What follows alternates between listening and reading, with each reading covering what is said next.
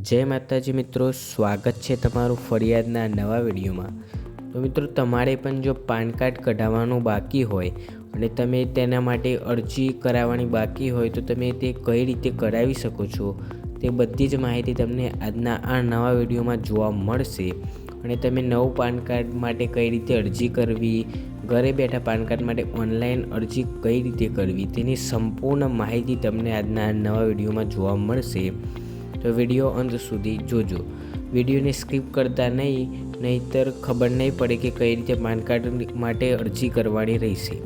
તો મિત્રો, અને વિડીયો જો પસંદ આવે તો વિડીયોને લાઈક કરજો અને ચેનલ પણ નવા હોય તો ચેનલને સબસ્ક્રાઈબ કરજો। અને પાન કાર્ડના રિલેટેડ કોઈ પણ પ્રકારનો પ્રશ્ન હોય તો કોમેન્ટમાં જરૂરથી જણાવજો। તો મિત્રો, તમે નવું પાન કાર્ડ કઈ રીતે કરાવશો અને તેની અરજી કઈ રીતે કરાવશો તે બધી માહિતી તમને આજના આ વિડીયોમાં જોવા મળશે અને તેના માટે કેટલો ચાર્જ લાગશે તે પણ તમને આજના આ વિડીયોમાં બતાવી દઈશું। તો મિત્રો, વિડીયો અંત સુધી જોજો। ચાલો, તો મિત્રો, પાન કાર્ડ કઢાવવા માટે શું કરવું જોઈએ? પાન કાર્ડ કઢાવવા માટે સામાન્ય વ્યક્તિએ ઓનલાઈન અરજી કરવાની રહેશે। તો મિત્રો, તમને જણાવી દઈએ કે તમે પાન કાર્ડ માટે ઓનલાઈન એપ્લાય કઈ રીતે કરાવી શકો છો। તો મિત્રો, પાન કાર્ડ કઈ રીતે કઢાવી શકો છો? પાન કાર્ડ કઢાવવા માટે અરજી કેવી રીતે તેમજ પાન કાર્ડ કાઢવા માટે બીજા કયા અગત્યના દસ્તાવેજો જોઈએ? પાન કાર્ડ માટે કોઈ પણ વ્યક્તિએ ઓનલાઈન અરજી કઈ રીતે કરી શકાશે? તો મિત્રો, કયા કયા ડોક્યુમેન્ટની જરૂર પડશે અને તે અરજી તમે ઘરે બેઠા કરાવી શકશો અને તેમાં કયા દસ્તાવેજોની જરૂર પડશે તે બધી માહિતી તમને આજના આ વિડીયોમાં પ્રોવાઈડ કરવામાં આવશે। તો વિડીયો અંત સુધી જોજો। પાન કાર્ડ કઢાવવા માટેની પ્રક્રિયા નીચે મુજબ વિસ્તારપૂર્વક માહિતી આપવામાં આવેલ છે। પહેલાં તો પાન કાર્ડ કઈ કઈ જગ્યાએ ઉપયોગી છે તે સૌ પ્રથમ આપણે જાણીશું। પાન કાર્ડનો ઉપયોગ ઘણા કાર્યોમાં થાય છે, જેમ કે બેંકમાં નવું ખાતું ખોલાવવા, આવકવેરો અથવા ટેક્સ ભરવા। પાન કાર્ડમાં ધારકની જાણકારી અને પાન નંબર હોય છે। પાન કાર્ડને લગતી બધી જાણકારી નીચે આપેલ છે। તો મિત્રો, કોણ આ પાન કાર્ડ કઢાવી શકે છે? પાન કાર્ડ કઢાવવા માટે શું કરવું જોઈએ? ઓનલાઈન અરજી કરવાની પ્રક્રિયા શું છે? પાન કાર્ડ કઢાવવા માટે અગત્યના દસ્તાવેજ શું છે? અને પાન કાર્ડ કઢાવવા માટે ઓફલાઈન અરજી કરવાની પ્રોસેસ શું છે? તો મિત્રો, આ પાન કાર્ડ કઢાવવાની ઉંમર કઈ છે અને તે ક્યાં કઢાવવાનું રહેશે અને તેની ઓફલાઈન પ્રોસેસ શું છે તે બધી માહિતી તમને આગળના વિડીયોમાં જોવા મળશે। અને તેની ઓનલાઈન અરજી કેવી રીતે કરવી અને તેમાં કેટલા ચાર્જ લાગશે અને તેમાં કયા ડોક્યુમેન્ટની જરૂર પડશે તે પણ તમને આગળ જોવા મળશે। તો મિત્રો, પહેલો પ્રશ્ન એ છે કે કોણ પાન કાર્ડ મેળવી શકે છે? તો સામાન્ય વ્યક્તિ તેમજ વિદ્યાર્થીઓ પણ પાન કાર્ડ માટે અરજી કરી શકે છે।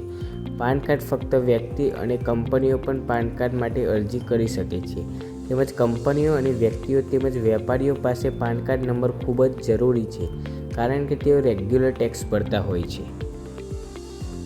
તો મિત્રો, તમને જણાવી દઈએ કે તે પાન કાર્ડ કઢાવવાની ઓનલાઈન અરજી કરવાની પ્રક્રિયા શું છે?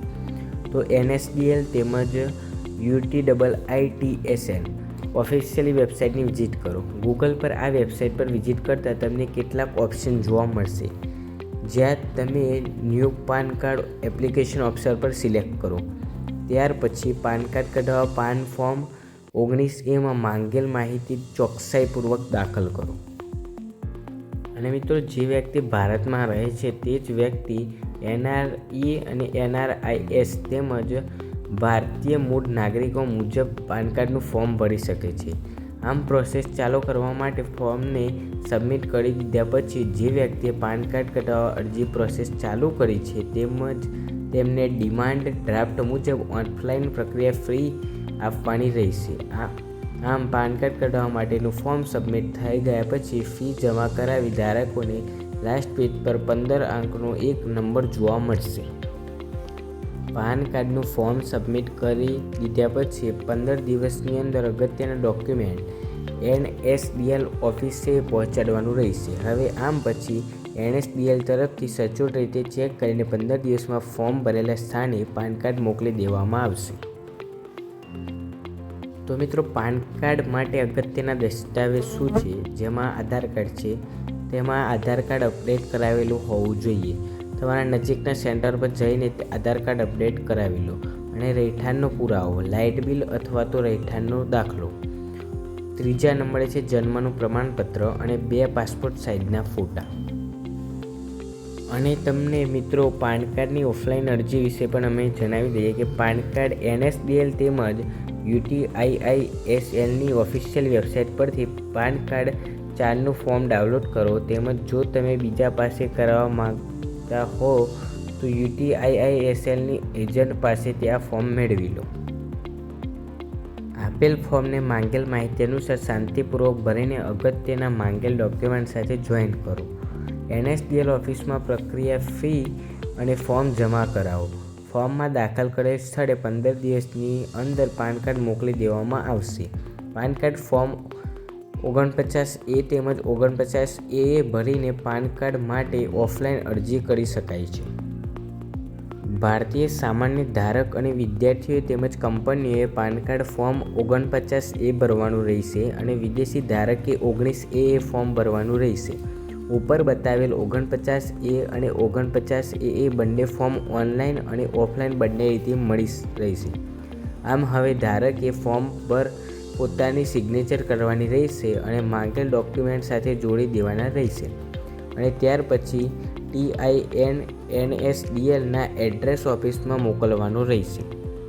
તો મિત્રો આ વિડીયો હતો, તમે પાન કાર્ડ કઈ રીતે કઢાવી શકો છો તેની ઓનલાઈન પ્રોસેસ અને ઓફલાઈન પ્રોસેસ. તો મિત્રો વિડીયો પસંદ આવ્યો હોય તો વિડીયોને લાઈક કરજો અને ચેનલ પર નવા હોય તો ચેનલને સબસ્ક્રાઈબ કરજો.